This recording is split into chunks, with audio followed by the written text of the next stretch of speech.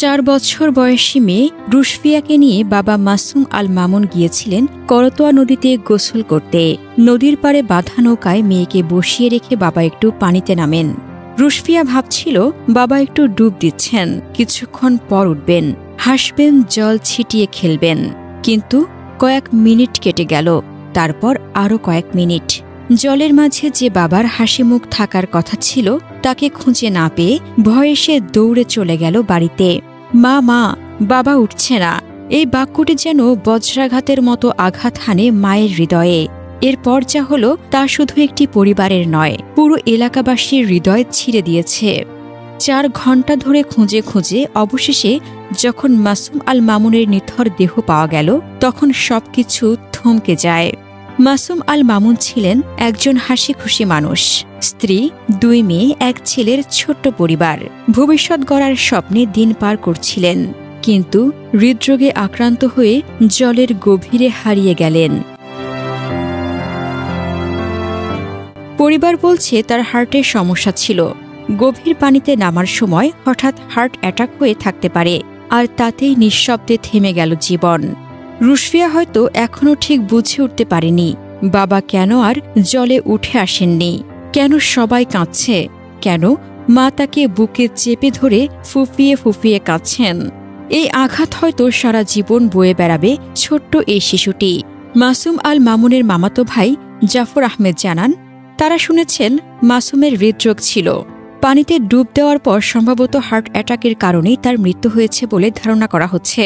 Panchagarh fire service ও civil ডিফেন্সের station কর্মকর্তা তুষার কান্তি রায় বর্ণনা করেন, প্রায় ৪৫ মিনিট খোঁজাখুঁজির পর একজন স্থানীয় ব্যক্তির পায়ে কিছু একটা লাগে।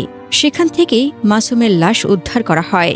লাশটি পরে পুলিশের কাছে হস্তান্তর করা হয় এবং পঞ্চগড় সদর থানার ভারপ্রাপ্ত কর্মকর্তা আবদুল্লাহ হিল জামাল জানান, এ ঘটনায় অপমৃত্যুর মামলা দায়ের করে আইনি প্রক্রিয়া চলছে।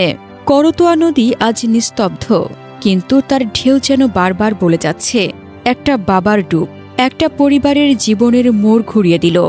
আর একটা ছোট্ট মেয়ে, তার জীবনের সবচেয়ে বড় প্রশ্নটা এখন বুকের মধ্যেই রেখে আছে, বাবা তুমি উঠছ না কেন?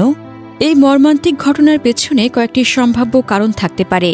স্বাস্থ্য সমস্যা, মাসুমের হৃদরোগ ছিল বলে তার পরিবার জানিয়েছে।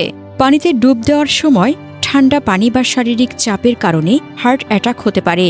ঠান্ডা পানিতে ডুব দিলে শরীরে রক্ত সঞ্চালন ব্যবস্থায় হঠাৎ চাপ পড়তে পারে, যা হৃদরোগীদের জন্য ঝুঁকিপূর্ণ। নিরাপত্তার অভাব, মাসুম একা পানিতে ডুব দিয়েছিলেন, কিন্তু তার সঙ্গে কোনো প্রাপ্তবয়স্ক সঙ্গী ছিল না। নদীর প্রবাহ বা পানির গভীরতা সম্পর্কে পর্যাপ্ত সতর্কতা না থাকাও এই দুর্ঘটনার একটি কারণ হতে পারে।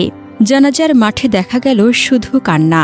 কেউ বলতে পারছে না কিভাবে একটা পরিবার এক মুহূর্তে এতটা নিঃস্ব হয়ে গেল।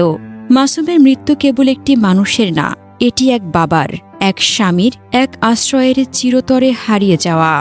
আজ এক শিশু ঘুমাবে বাবাহীন রাতে, একজন স্ত্রী বুক চাপড়ে বলবে, আর একবার যদি ফিরতে, আর গোটা পঞ্চগড় শোকে স্তব্ধ হয়ে থাকবে। মাসুম আল মামুন আর নেই, কিন্তু তার এই না ফেরা যেন অন্য কোনো বাবাকে সতর্ক করে দেয়, যেন আর কোনো রুশফিয়াকে এমন প্রশ্ন করতে না হয়, বাবা তুমি কেন উঠো না? আসুন সবাই মিলে মাসুম আল মামুনের আত্মার মাগফিরাত কামনা করি এবং তার পরিবারের প্রতি গভীর সহমর্মিতা প্রকাশ করি।